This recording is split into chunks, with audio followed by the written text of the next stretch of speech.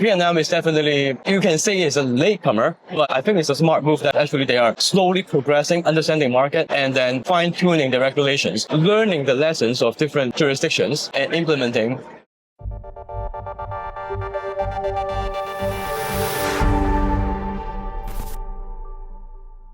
We're here today with Perry, Chief Compliance Officer at viaBTC, representing CoinEx, one of your business arms. Obviously, viaBTC is, the third largest mining pool, needs no introduction. But I'm actually quite interested to understand your take on how Vietnam's going with their journey to legalize crypto next year. So I've actually got 3 questions for you. The first one, just to keep it light. What do you think of the conference so far? Well, the whole conference is great, first of all. It's held at the National Convention Center. Yeah. World class. Tons of space. The booth looks really nice. And basically traffic has been well, I guess, because the venue is so big, but then, the traffic, the population-wise, is actually pretty good. But it's just the venue is so big, it just felt that, it's comfortable to basically walk around, have space to walk around. Technically, well, and then looking at the GM Vietnam this year, this basically holds in Hanoi. Previous 2 years was in Ho Chi Minh City. Yeah. And then this year, it's a government-backed with government-related authorities basically just sponsoring, endorsing the event. So basically, it's a really symbolic and meaningful event for Vietnam.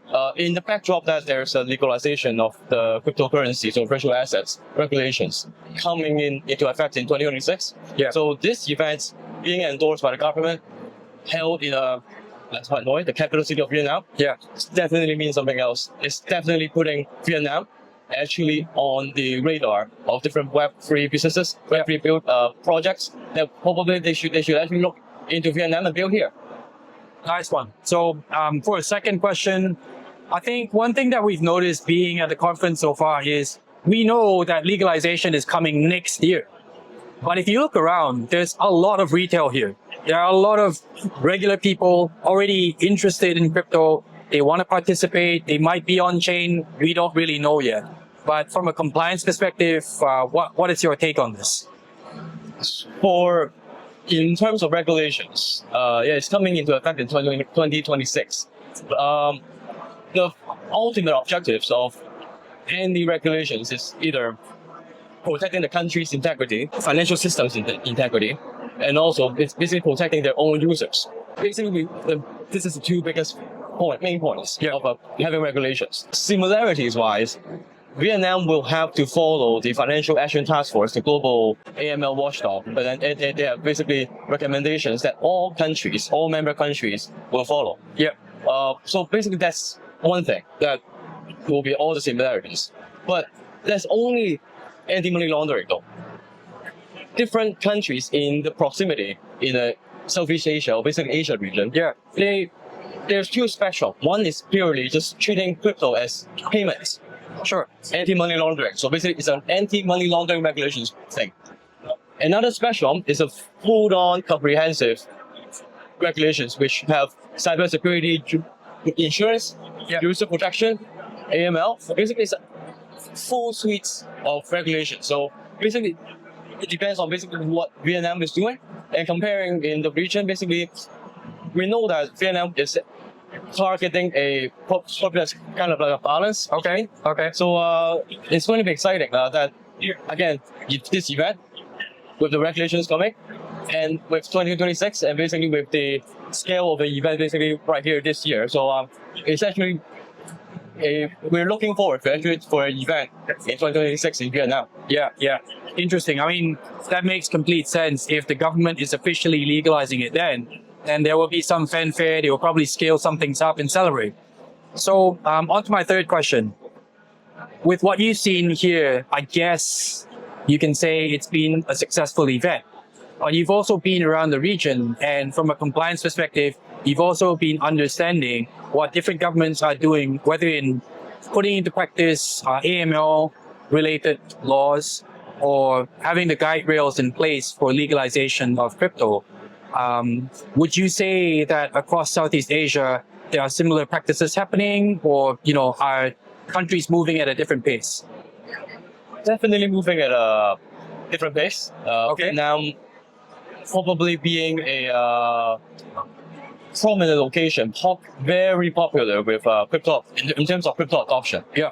But in terms of regulations, we see that in Hong Kong, in Malaysia, Japan, Singapore, those countries, they have since probably 2019, 2020, they have regulations already. But Vietnam has been, I guess, welcoming, flexible, in terms of the regulations and basically how to interact and let the Web3 industry blossom first. Talk to the players and realizing basically the market and basically how to regulate them. Yeah. Well, businesses come here, they want to come here to make money. Of course. In a responsible and compliant way. But then the government or the regulator needs to understand the risk, the special features of blockchain, and also basically how they make money and basically what protection protocol must be in place to actually to make the balance of profitability and fiscal and compliance responsibility. So Vietnam is definitely, you can say it's a latecomer, but I think it's a smart move that actually they are slowly progressing, understanding market, and then fine-tuning the regulations, learning the lessons of different jurisdictions, and implementing. Yeah, it's a nice way that you put it, because when you phrase it that way, then Vietnam is in an advantageous position to learn from what the rest of the region has done.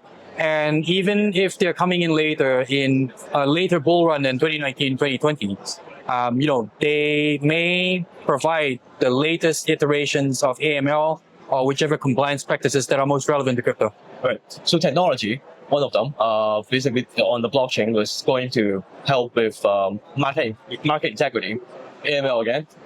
So coming in later, you get to understand the risk, like FTX, different scams around the world. You know how to put a defensive mechanism against that. Sure. So that's the advantage, and also different trends as well. We've been through Bitcoin, we've been through decentralized finance, we've been through meme coins, right? Of course. So basically, right now we are at the next stage where.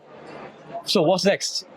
Stable coins is very, very hot topic right now. Yeah.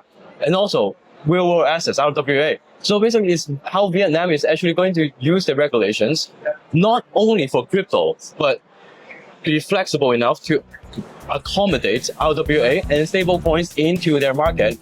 It's going to be advantageous. Yeah. Nice one. Well, we're here to enjoy the rest of the conference. Thank you so much for your time, Perry.